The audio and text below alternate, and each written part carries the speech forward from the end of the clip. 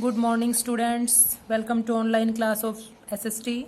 And students, yesterday we have learnt about the fundamental rights as human rights and considered as the basic human rights and about the fundamental duties. Okay, and we have done fill-ups of this chapter also.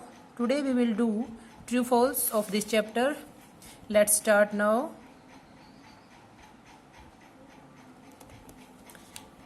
First is the fundamental rights are considered as the basic human rights. तो क्या fundamental rights को हम basic human rights के रूप में consider करते हैं? Means मनुष्य के जो मूलभूत अधिकार है वो कौन से होते हैं? They are fundamental rights. Okay, then this is true. Second, globally there are 135 nations including India which have made education a fundamental right. ठीक है, इंडिया को इंक्लूड करके 135 नेशंस ने एजुकेशन को एक फंडामेंटल राइट के रूप में माना है या एजुकेशन को एक फंडामेंटल राइट का रूप दिया है. देन इट्स ट्रू और false? It's true.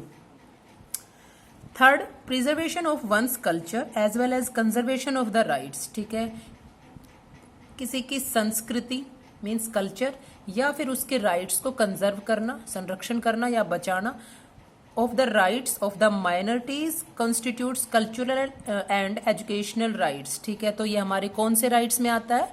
Cultural and educational rights. Means हम अपनी कल्चर को, जो मैंने आपको बताया था according to the chapter majority and minority, ठीक है, तो हमें अपने राइट्स को या माइनॉरिटी के राइट्स को एक तरह से कंजर्व करना चाहिए, कल्चर को भी बचाना चाहिए. ठीक है, ये हमारे कल्चरल एंड एजुकेशनल राइट्स के अंडर आता है. It's true. Fourth, all religions are treated equal. क्या सभी रिलीजियंस को इक्वली ट्रीट किया जाता है? And no religion is given preference over the others. और किसी भी धर्म को ज़्यादा प्रीफरेंस नहीं दी जाती है. ठीक है, मीन्स सारे रिलीजन में से किसी एक रिलीजन को इम्पोर्टेंट नहीं माना जाता है. It means all religions are equal. Then this statement is true. Next, if any of the fundamental rights get violated, the victim is given the right to approach the courts. ठीक है, कि अगर किसी के भी फंडामेंटल राइट्स को violet किया जाता है तो जो विक्टिम है क्या उसको ये राइट है कि वो कोर्ट में अप्रोच कर सके? Then answer is yes. So this statement is true.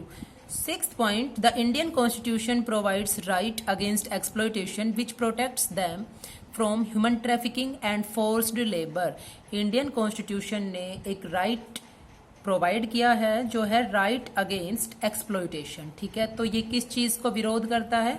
Human trafficking and forced labour. इन दोनों टर्म्स के बारे में मैंने आपको चैप्टर में बताया है. ह्यूमन ट्रैफिकिंग मीन्स मानव तस्करी, कि मनुष्य की खरीद और बेच. ठीक है, तो उसको हम ना सेल कर सकते हैं ना ही उसको हम खरीद सकते हैं. एंड फोर्स्ड लेबर, और किसी को भी हम फोर्स करके लेबर का काम नहीं करवा सकते हैं. ठीक है, फोर्स करके उसको किसी तरह का भी हम मजदूरी नहीं करवा सकते हैं. So this statement is true. Okay, now we will do short questions of this chapter. Question number first, what do you mean by sovereign? Okay, then answer is, इसमें sovereign का मीनिंग पूछा गया है. Then answer is the term sovereign signifies independence. Means हम पूरी तरह से स्वतंत्र है, किसी अदर फोर्स के या किसी अदर कंट्री के अंडर कंट्रोल में हम नहीं है.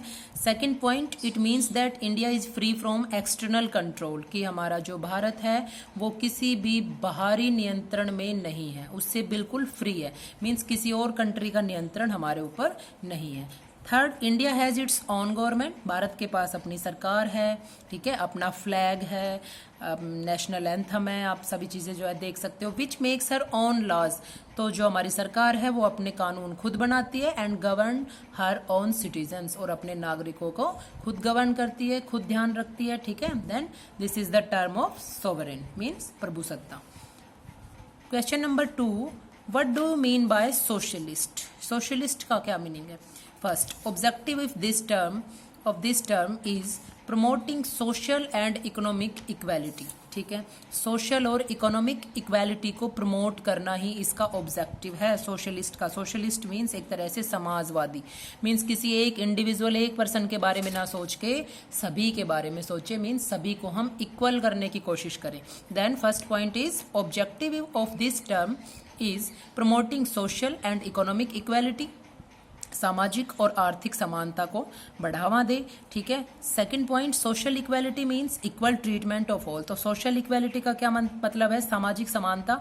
इसका मतलब है equal treatment of all citizen, सभी नागरिकों के साथ इक्वल ट्रीटमेंट, एक जैसा व्यवहार, without the base of their caste, colour, sex और रिलीजन, ठीक है। उनकी जाति, रंग, लिंग, धर्म के आधार पर किसी भी तरह का उनसे कोई भेदभाव ना करें, कोई डिस्क्रिमिनेशन ना करें, ठीक है।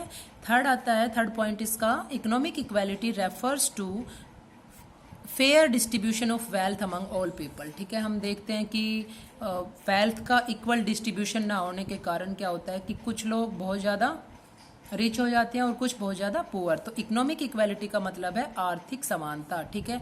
तो ये रेफर करती है कि इस चीज़ को फेयर डिस्ट्रीब्यूशन होना चाहिए वेल्थ का, ठीक है। वेल्थ मीन्स आप समझ रहे हो धन दौलत या किसी भी तरह की वेल्थ जो है अमंग ऑल पीपल, सभी लोगों के बीच में, ठीक है। तो किसी को भी ये नहीं कि हम भेदभाव करें कि भाई कुछ लोगों को हम रिच बनाएं और कुछ को हम पुअर बनाएं, ठीक है।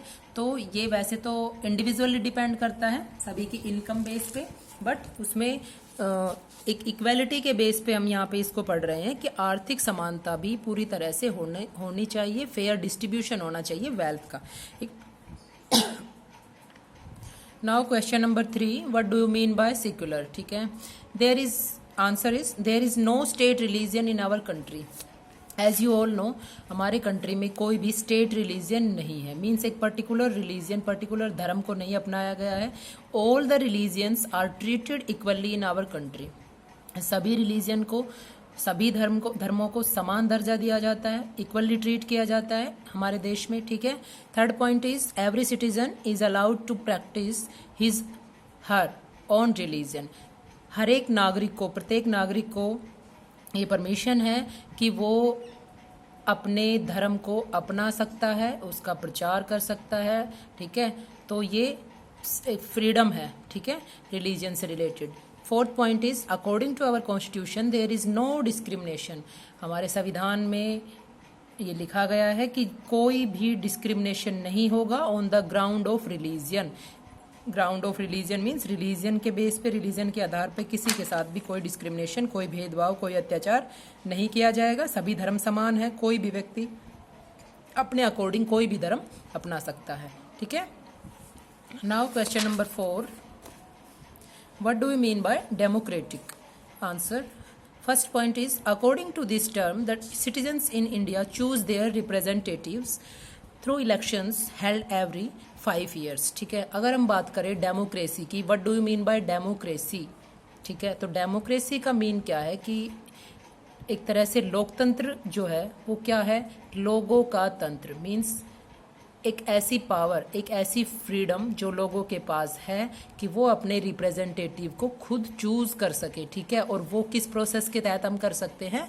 इलेक्शंस के थ्रू, ठीक है। तो इस टर्म के अकॉर्डिंग जो भारत के नागरिक है, the citizens in India choose their representatives, अपने रिप्रेजेंटेटिव्स को चूज कर सकते हैं through elections held every 5 years, elections के थ्रू जो हर 5 साल में आम चुनाव होते हैं हमारी कंट्री में, ठीक है।